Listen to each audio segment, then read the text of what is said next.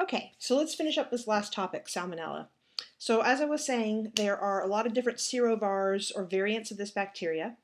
It's possible to have asymptomatic carrier states, so people that have no symptoms but yet can pass along the disease. And most varieties or serovars have some sort of animal reservoir. So the majority of salmonella, though not all, can be considered zoonotic. As a group, they are transmitted by that fecal-oral route. So getting fecal matter in water, or a lot of times getting it into food. So for example, typhoid Mary, I'm sure you've heard of typhoid Mary. She was an asymptomatic carrier who was passing along typhoid, which is a variant of salmonella at the early 1900s, and she was a cook, and she was doing it through the food and not properly washing her hands. The thing about salmonella that makes it especially dangerous is it can persist in the environment for a very long period of time, as long as months. So if someone were to contaminate their feces into soil or water or food or something, it can last for a very long time.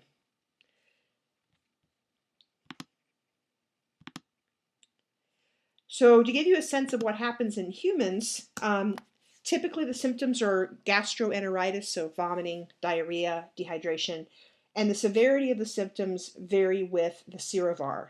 So different serovars of salmonella result in different severity of symptoms. As I was mentioning, you can reach a chronic carrier state where you have the bacteria, you can pass it along very easily to others, but you yourself are asymptomatic. And there seem to be individuals, for reasons that aren't fully understood, that are more susceptible or sensitive to salmonella outbreaks.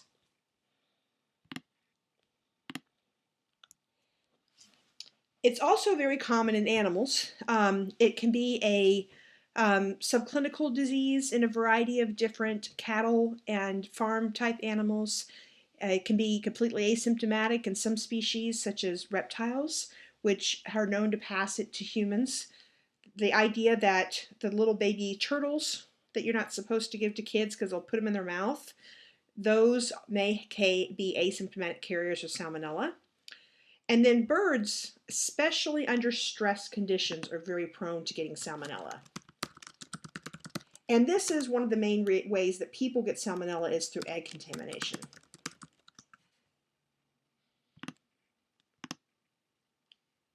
So just to give you a sense on the scale of the problem of egg contamination, they think that about 142,000 per year chicken eggs become contaminated with salmonella. And these are just the ones that are known about. There's also been major outbreaks of salmonella recently in a variety of different types of produce, where they've been able to track back the salmonella to a specific farm. And they suspect it's because there's someone who works on that farm that's a carrier and is contaminating the produce with the salmonella. Or there's been instances where people have used wastewater that was improperly treated as a way to irrigate the crops on farms. And that has led to salmonella outbreaks as well. There's also been some major outbreaks recently in dog treats as well. Now, because of all these different serovars, they actually can be a way to track and find out which exact salmonella are we dealing with. So let's say you have multiple outbreaks across the US. You're not certain if they're from the same source, or if they could be actually separate outbreaks.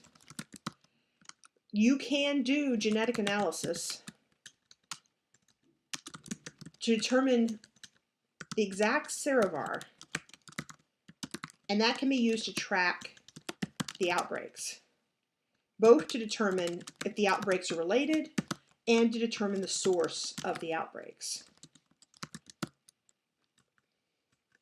So as I was saying, one of the major sources of salmonella, as people tend to know, are eggs. And there's two primary ways that salmonella gets into eggs. One, some chickens actually carry the bacteria in their ovaries.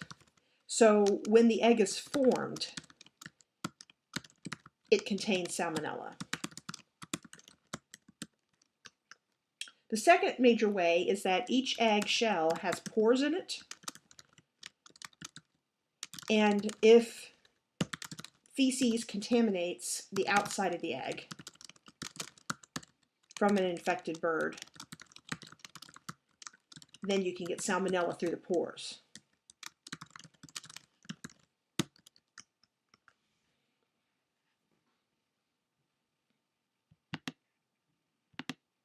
Just to give you an idea of a recent outbreak, and you might want to look this one up online because it's been in the news recently because the people involved have just been sent to jail and were fined pretty heavily for it.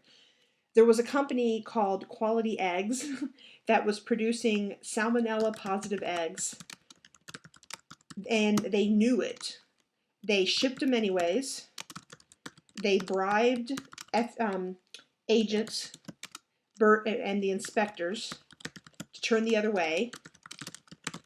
And so therefore they knowingly contaminated or knowingly made people sick with salmonella.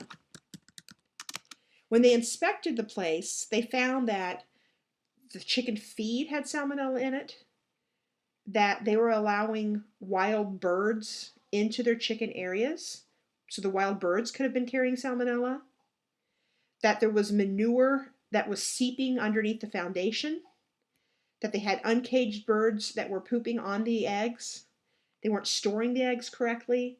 There was a huge laundry list of possible problems on how salmonella got into these eggs.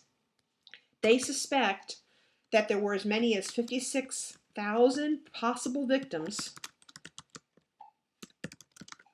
However, 1,900 were confirmed because many people have such a minor case of salmonella that they may not go to the doctor, and so they extrapolate the possible victims from the confirmed victims. Recently, these individuals were fined a hefty fine and jail time because of their role in this outbreak. So that brings us to the fourth discussion post option. And that is to take a look at what are the current recommendations for chicken husbandry to reduce salmonella contamination of eggs, and then what can be done to prevent the transmission, if it's in an egg, from the egg to the person. So that's the fourth option. So as a reminder, there's 4 options, no more than 4 students per option, and you'll be responsible for that information on your next exam. Thanks.